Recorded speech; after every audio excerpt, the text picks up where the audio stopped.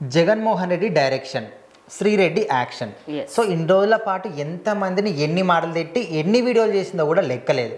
So అట్లాంటిది ఇప్పుడు అన్ని చేసినప్పటికీ సారీ చెప్తుంది. సారీ చెప్పినప్పటికీ కూడా లోకేష్ మాత్రం నేను క్షమించను, ఖచ్చితంగా జైలుకు పోవాల్సిందే అంటున్నాడని చాలా మంది ఫీల్ అవుతున్నారు. సో అసలు దీని వెనకాల ఏముంది అనుకుంటున్నావు? అంటే ఈమె మాట్లాడేది ఎట్లా అనిపిస్తుంది అంటే, చేసిందంతా చేసి ఏలే నేను ఏం చేయలే, జస్ట్ ఏదో ఉత్తగా మాట్లాడినా, అందుకే సారీ తీసుకో అట్లానే ఉంది.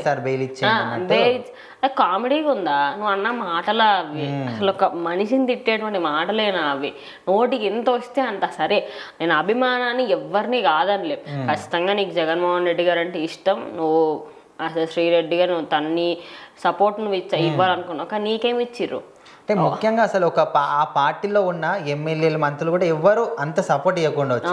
అంటే తనకి ఎట్లాంటి ఒక పదవి లేకుండా కానీ అంత సపోర్ట్ ఇచ్చిందంటే, ఒకవేళ ఏదైనా పదవి ఇచ్చినంటే ఇంకేం లేదు ఇక. అదే అందుకని చెప్పేసి ఇప్పుడు రీసెంట్ గా తనకు సంబంధించే కాకుండా సోషల్ మీడియాలో ఎవరెవరైతే తప్పుడుగా మాట్లాడిన వాళ్ళు వాళ్ళందరి పైన కూడా పోస్టులు పెట్టిన వాళ్ళు, అదేవిధంగా వీడియోలు పెట్టిన వాళ్ళు, ఎవరైనా సరే మహిళల్ని, అదేవిధంగా కుటుంబ ప్రభుత్వాన్ని అన్న వాళ్ళందరినీ అరెస్ట్ చేయించడానికి అయితే ప్రభుత్వం ముందుకు వచ్చింది.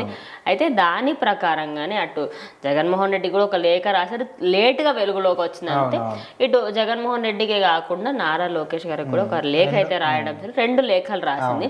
ఒక దాంట్లోనేమో తను చాలా నేను బాధపడుతున్నాను, నేను ఈ జన్మలో నేను మిమ్మల్ని కలవలేను, నేను కలిసే అర్హత కూడా నాకు లేదు అని చెప్పి నారా లోకేష్ గారు ఒక లెటర్ పంపించింది. నన్ను క్షమించండి అంటూ మెన్షన్ చేసింది. జగన్మోహన్ రెడ్డికేమో ఇంకో లేఖ రాసింది. ఆ లేఖలోనేమో తనకి సంబంధించి నేను మిమ్మల్ని ఇప్పుడు కలవలేకపోయాను, మిమ్మల్ని భారతమ్మని కలవలేకపోయాను, నా వల్ల పార్టీకి మస్తు చెడ్డ పేరు వచ్చింది, నేను ఏం తప్పు చేసినా నాకు ఇప్పుడు అర్థమవుతుంది. సో మీ పార్టీ అంటే మనందరి పార్టీకి నా వల్ల మంచి చెడ్డ పేరు వచ్చింది, నా వల్లనే ఒక విధంగా నేను కూడా ఓడిపోవడానికి కారణం అయి ఉండొచ్చు. సో నా తప్పేందో ఇప్పుడు నాకు తెలిసింది, నాకు క్షమించండి.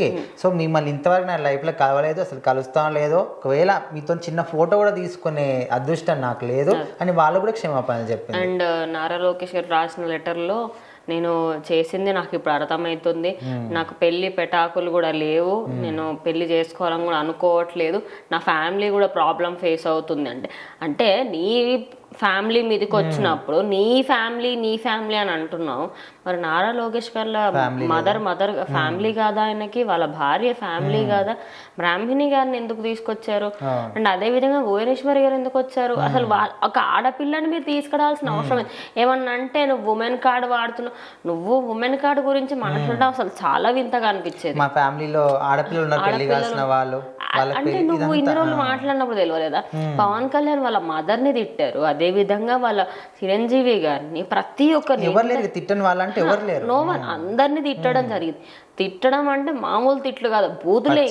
మరి అన్ని బూతులు తిట్టినప్పుడు నిన్ను క్షమిస్తారని నువ్వు ఎట్లా అనుకుంటావు?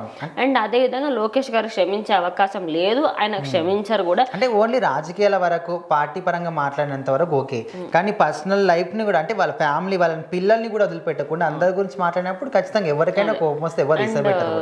మీరు అన్నట్టు ఇప్పుడు యాక్షన్ తీసుకుంటారా ఎట్లయినా అంటే, ఎస్ తీసుకుంటారు. ఏదో సారీ చెప్పిందా, గ్లాస్ బ్యాగ్ లో కొట్ట సారీ అంటే అవ్వదు కదా, నార్మల్ అవ్వదు కదా. నువ్వు చేసిన ఏదైతే నువ్వు తప్పు చేసినావో దానికి నీకు శిక్ష పడాలి, నీకు శిక్ష పడితేనే నువ్వు నెక్స్ట్ టైం అది చేయకుండా ఉంటావు. ఆబ్వియస్లీ మీకు పెళ్లి పెటాకులు అవన్నీ మీరే వద్దనుకుంటారు, మళ్ళీ మీ ఫ్యామిలీకి సంబంధించి మీకు సపోర్ట్ ఇస్తా అది ఇదే మీరు ఎన్ని చెప్పినప్పటికీ కూడా మీరు మాట్లాడే ముందు ఆలోచించాలి, ఇవన్నీ మాట్లాడిన తర్వాత కాదు.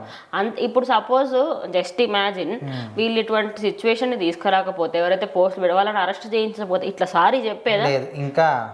ఇంకా మాట్లాడుతూనే ఉండేది కదా, భయంతో చెప్తుంది కదా. అడుక్కుంటున్నా నేను ఎందుకు? నీకు భయమే కదా, నీకు ఎట్లాగూ ఇండస్ట్రీలో ఛాన్సులు లేవు, పాలిటిక్స్ లో ఆయన ఎట్లాగూ నీకు ఇవ్వరు, కూటమి ప్రభుత్వం అసలుకే ఛాన్స్ లేదు, మరి ఇంకేం చేద్దాం అనుకుంటున్నా? జైల్లో వెళ్తేనే బెటర్ అని అందరూ కూడా అనుకుంటున్నారు. సో ఆయన కూడా ఖచ్చితంగా జైలుకి పంపిస్తారు.